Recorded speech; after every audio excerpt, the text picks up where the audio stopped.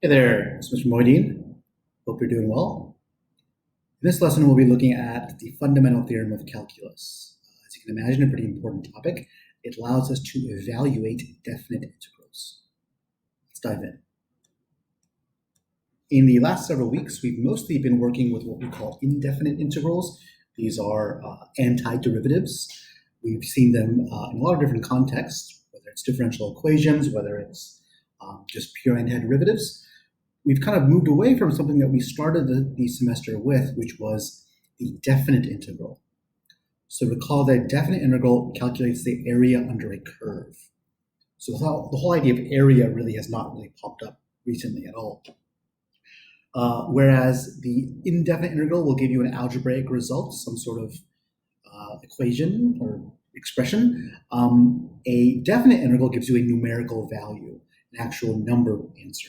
And if you recall, we had to estimate what these number answers were. We used rectangles, trapezoids, things like this to figure out what the answer is near, but we couldn't get the exact answer. And you may also notice or just wonder, there isn't really an obvious connection between this thing and this thing in terms of like, one of these is area, this one down here, and then this one is antiderivatives, which is very different. So what's the connection between the two? The fundamental theorem of calculus bridges this connection. So what does this thing mean? The fundamental theorem is very important, so let's take some time to understand it. It says that if you have some function, and if it's continuous, then there should be some other function, capital F. So original function was lowercase f. There's some other function, capital F, and we define it so that the derivative of capital F is lowercase f. The derivative of capital F is lowercase f. Another way of saying that is this. F is the antiderivative of little f. Big F is the antiderivative of little f. If that's the case, then you can do the following.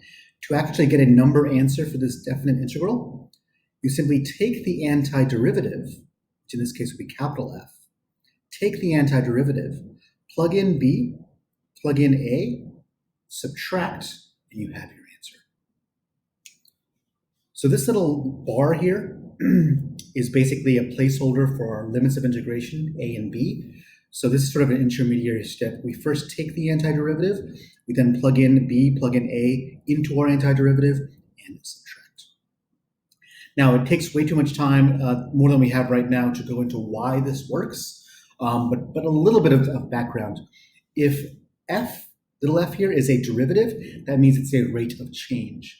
And if you're adding together or accumulating infinitely the rate of change from some boundary to some boundary infinitely many times, then you're accumulating that change.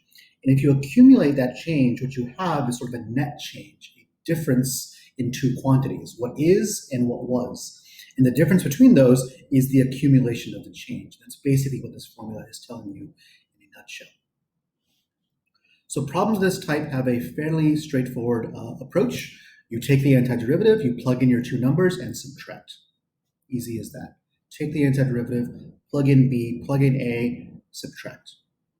So let's do our first example. So here we have the definite integral from 2 to 8 of 2 over x plus 3. First step is take the antiderivative. So the antiderivative of 2 over x would be 2 ln of the absolute value of x, and the antiderivative of, let me write that better. One thing quarantine has not done was help my handwriting, unfortunately. So there's the antiderivative of 2 over x. The antiderivative of plus 3 would be 3x. So I'm going to plug in 2 and 8. As mentioned, this bar here is just sort of a placeholder. I think of it as a coat rack for these numbers where they can kind of sit in the interim. I'm going to annotate my work here with sort of the generic steps. So what I just did was find the antiderivative big F, and I have my limits here. In general, we're given this problem. Right, so that's this, and this is this.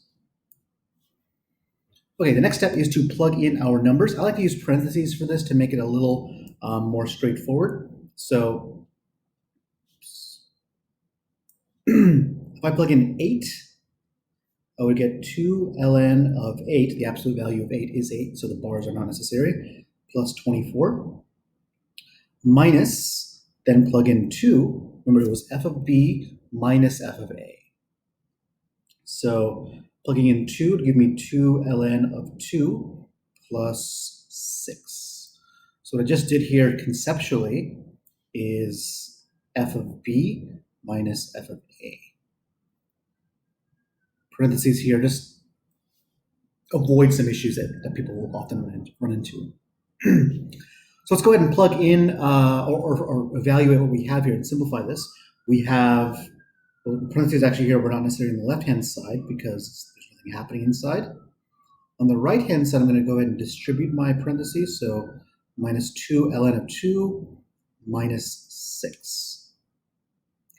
In terms of like terms, I guess, 2 ln of 8 minus 2 ln of 2, 24, take away 6 will give us plus 18.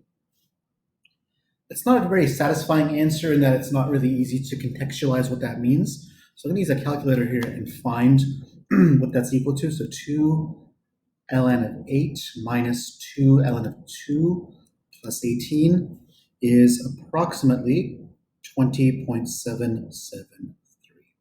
So that's the numerical answer for this for this definite integral, excuse me. Now, if you're very, very astute, perhaps disturbingly so, you may actually recognize this problem. This problem was the very, very first Riemann sum we ever did way back in early February. So in our very first Riemann sum here, we used this exact same definite integral. What we had to do at that point was to estimate its value. And we did so using rectangles, and we found an estimate of about 21.186. Not a bad estimate. In fact, we knew it was an overestimate because of the nature of the geometry here. We were using left rectangles on a decreasing function. You notice the function is going downhill. So left rectangles on a decreasing function would be an overestimate. So this number was slightly too big, and we now know for sure that it was slightly too big because this is the actual answer right here. Let's try some more. Let's try this one.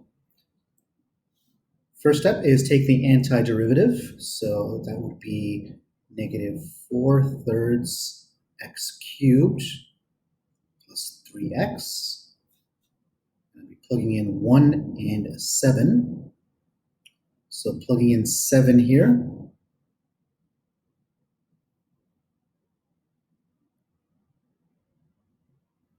Plugging in 1.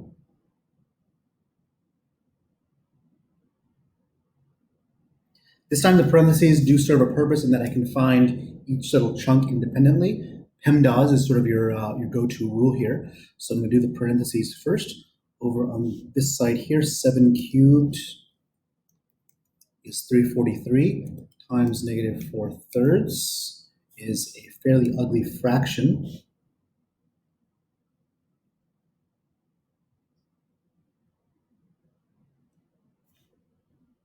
Over on this side, we have negative 4/3 plus 3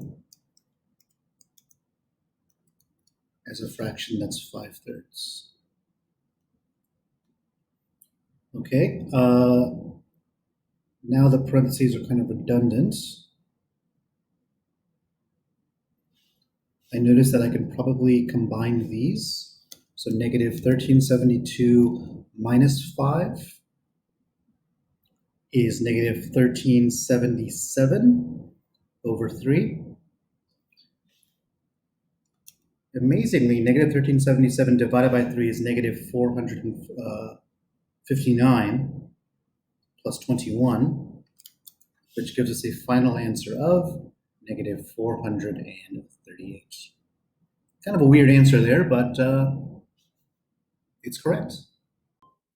Time for our last one here. This one looks pretty weird, so let's see what we can do to make sense of it. 0.125 is actually 1/8. That might help. Let's see.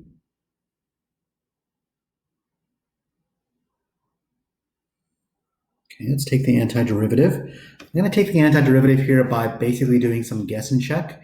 I know that the antiderivative of e to the x is e to the x.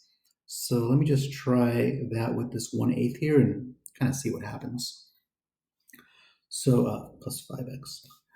Let me check by taking the derivative. I know this isn't right, but I can kind of glean what I need to make it correct by taking the derivative. So if I take the derivative here, e to the 1/8 x is e to the 1/8 x times, chain rule, the derivative of that, which is 1/8 plus 5. So the plus 5 part is obviously good to go, so no issue there.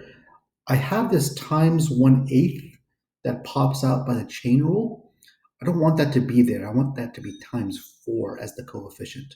So what can I put in front of this term right here? What can I put there so that when I take times 1/8, I get the desired 4? So what times the 8th is 4? Well, that would be the number 32. So if I put a 32 here, that way when the 32 and the 1/8 combine, that'll give me the 4 that I desire. So a little bit of guess and check will help you figure out the antiderivative. It saves you from some ugly u substitution. Okay, so plugging in 0 and 16, let's go ahead and evaluate. We have 32 e to the 1/8 times 16 plus 5 times 16 is 80 minus 32 e to the 1/8 times 0 plus 5 times 0 is 0. So 1/8 of 16 is 2. So that's 32e squared plus 80.